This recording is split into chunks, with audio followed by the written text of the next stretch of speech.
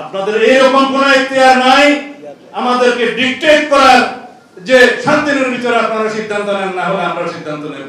আপনারা রেফারি হয়ে হাত দিয়ে একটা গোল দিয়ে দিয়েছেন।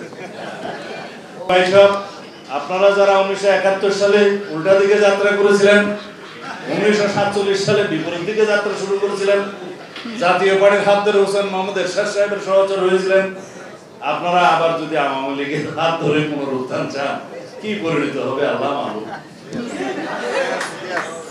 আপনারা যা শুরু করেছেন তাতে করে উৎসাহিত হবে পতিত ফ্যাসিস্ট, তাতে করে উৎসাহিত হবে বাংলাদেশে অন্য যে কোনো রকমের অগণতান্ত্রিক শক্তি।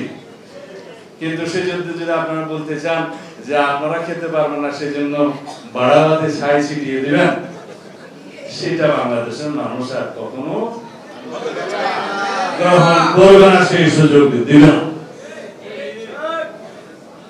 সুতরাং আপনারা ঋণ করে গিয়ে খেতে চান, খান, কিন্তু আমরা বাংলাদেশের গণতন্ত্র প্রতিষ্ঠার জন্য রাজপথের এই ময়দানকে অগণতান্ত্রিক পদ্ধতিতে আর উত্তপ্ত হতে দেব না। আপনারা বলেছেন 11 তারিখ পর্যন্ত আলটিমেটাম। আলটিমেটাম কারা দিচ্ছেন? সরকারকে। তো সরকার তো আপনাদের পক্ষে সুপারিশ দিয়েছে, জাতীয় ঐক্যমত্য কমিশন তো আপনারা যা আছেন তাই দিয়েছে, সেজন্য আপনারা তার সাথে সুর মিলিয়ে তাই কথা বলছেন। সুতরাং সংগ্রামটা, আলটিমেটামটা কাকে দিচ্ছেন? স্কিন শুষ্ক রুক্ষ হয়ে যাবে বলে কি বাইরে যাবে না? জাস্ট 1 2 3 4 করো, স্কিনটাকে রিভাইভ করো। আর সরকারের উদ্দেশ্যে বলতে চাচ্ছি যে আমরা মনে করেছিলাম জাতীয় ঐক্যমত্য কমিশন রেফারের ভূমিকা পালন করবে। আমরা মনে করেছিলাম এটা অন্তর্বর্তীকালীন সরকার অত্যন্ত নিরপেক্ষভাবে তার দায়িত্ব পালন করবে।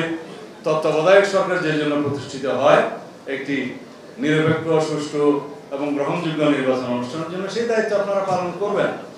অথচ এখন আপনারা রেফারি হয়ে হাত দিয়ে একটা গোল দিয়ে দিয়েছেন। এখন বলছে রাজনৈতিক দলগুলোকে সিদ্ধান্ত নিতে হবে 7 দিনের মধ্যে, নাইলে আমরা সিদ্ধান্ত নেব। অন্তর্বর্তীকালীন সরকারের উদ্দেশ্যে বলতে চাই, আপনারা কোন নির্বাচিত সরকার নয়, এটা আপনারা যেন সবসময় ইয়াদ রাখেন।